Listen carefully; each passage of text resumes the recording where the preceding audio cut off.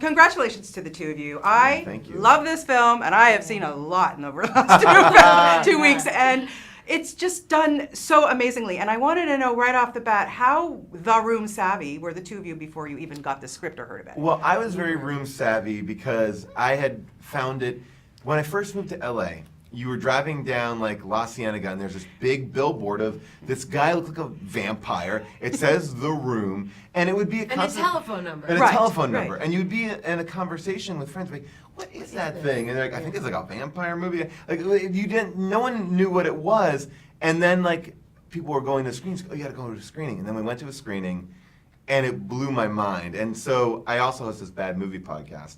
And I brought Greg Sestero on the podcast before he had written the book, and he kind of gave us all this great kind of dirt about The Room. And then actually, that podcast was actually used with the two writers to do for the movie. No way. Very cool. And then I had heard about it for years, and it would always be like people doing bits from it and talking about it, and I was sort of like, I was just sort of felt left out. Yeah. And I was like, and then well, now you're in. and then Yeah, and now now you're in. not only am I in, but I think this might be truly, and I'm not, but like the greatest honor of my career. No, I think it's awesome, and I want to know, like, I mean, how much time did you spend? You know, at the end we see like the side by side, which is awesome. But how much time did you actually like A lot. watch her? You know, A lot, because I had watched them, I watched the whole movie a couple times through, but then when we would recreate The Room, and we did a lot. I mean, you see a lot of the scenes at the end, but there's also a lot more that we shot. I think we realized that we shot like almost like 45 minutes of the actual movie, which is like crazy. So much. That's And so amazing. I would Yeah.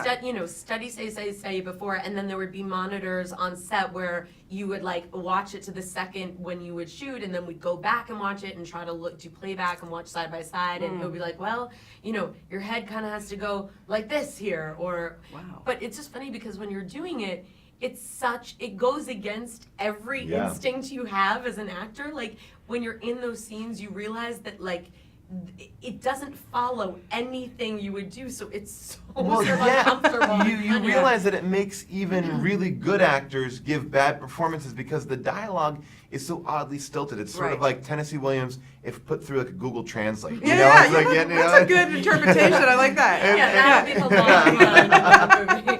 But like that, like so, it was fun to kind of.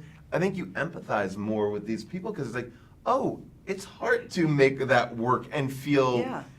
Like coherent, Yeah. I have to, talk about James because he's done a brilliant job, not just starring as Tommy, but his direction is phenomenal. Yeah. What was it like to be directed by him, especially for the fact that he pretty much stayed in character, too? Well, he stayed in voice, not character, which is a little bit better. It's like you hear these stories like, oh, Daniel Day-Lewis is in character, but then he's like over by the monitor. It's like his character would know what a monitor. Gangs of New York didn't have video monitors. Good point. Like he would be in the voice, but then he'd come over and be like, hi, like, what are you guys talking about? Like, what did you watch TV last night? Like, what are you watching? Yeah, like, oh, I love Rachel on The Bachelor. Yeah, like, it's like, It was just him. But then it was also funny because when we were shooting, we would shoot these really long takes, and a lot of it was improvised. And so you sort of, and it's like especially because these guys, so many people are friends, we've known each other for a long time, it sort of felt like being at like camp with your friends. We were like, what we should do is like, let's do this weird thing. Yeah. And then you would hear him being like, okay, like let's go, like do it again, like don't faster, do this, don't go do over that. here. And then, but then you never knew if the cameras were on or off, and you're like, is this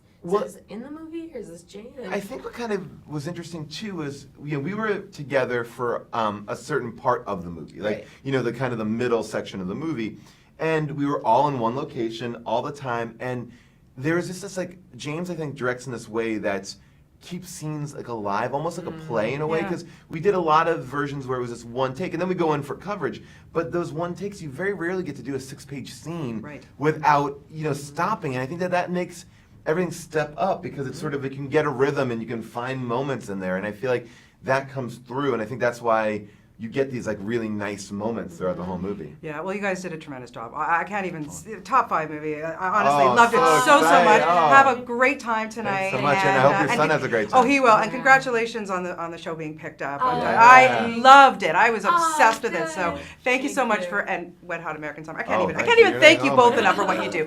Thank you. Have a good day.